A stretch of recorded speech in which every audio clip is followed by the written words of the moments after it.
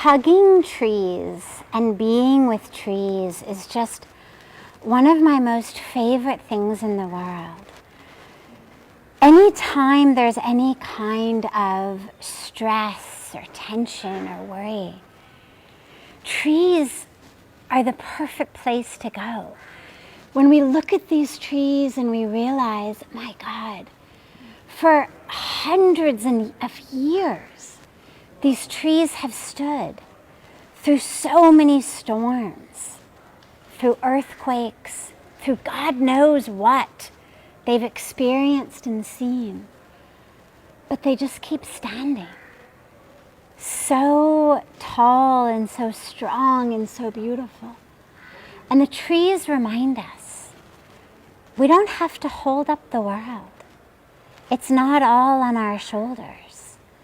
There's a Mother Earth and a Mother Nature that's holding us, like that which is holding the trees, nourishing and nurturing them from the roots.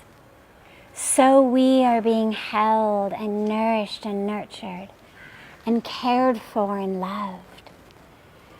So many times the stress and the tension is rooted in, oh my God, what if this happens or what if that happens?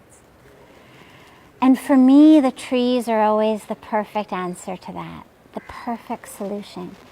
Because to the trees, everything has happened. Rainstorms, fire, hail, sleet, earthquakes, wars, everything. Loss, gain, economic boons, economic depressions. They've seen everything. And they just keep standing. But not standing without life. Standing with life and giving life. They keep blossoming. Keep giving us these beautiful flowers and fruits and whatever they give.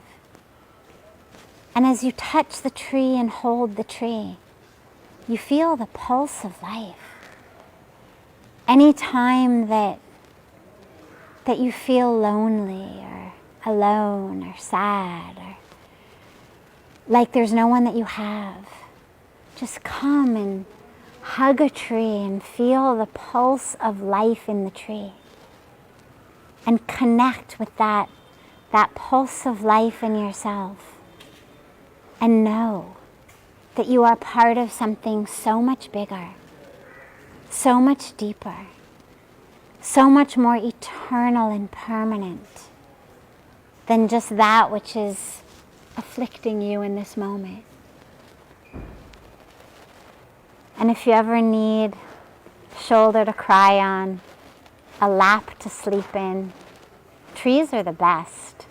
I remember when I was studying at Stanford, anytime I was ever stressed or worried or had any kind of problems, I would always, as soon as I could, just drive up the freeway, across the Golden Gate Bridge, and into Muir Woods, where I would lie in the incredible pine needles beneath the redwoods.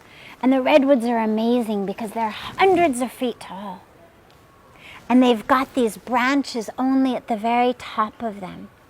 And I would lie in the needles under the branches, watching the light just reflect and refract through this lattice structure of the branches.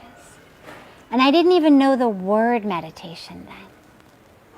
But suddenly in those moments, everything was right. And to this day, 25, 30 years later, trees are still my refuge. Just spending a few moments in the arms of the tree makes you know everything is perfect. Everything is exactly as it should be. We're being held, we're being carried, we're being nourished and nurtured. And we're part of something so big and so beautiful and so eternal and so alive. So whenever you have a chance, get out. Even if it's just a tree in your backyard or front yard or the tree in the park down the road. Don't feel shy. Start tree hugging parties.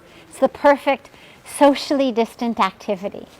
You can't go to the movies or clubs or bars or dancing or anything these days. Have tree hugging parties. Each of you pick a tree. You'll easily be 6 feet apart.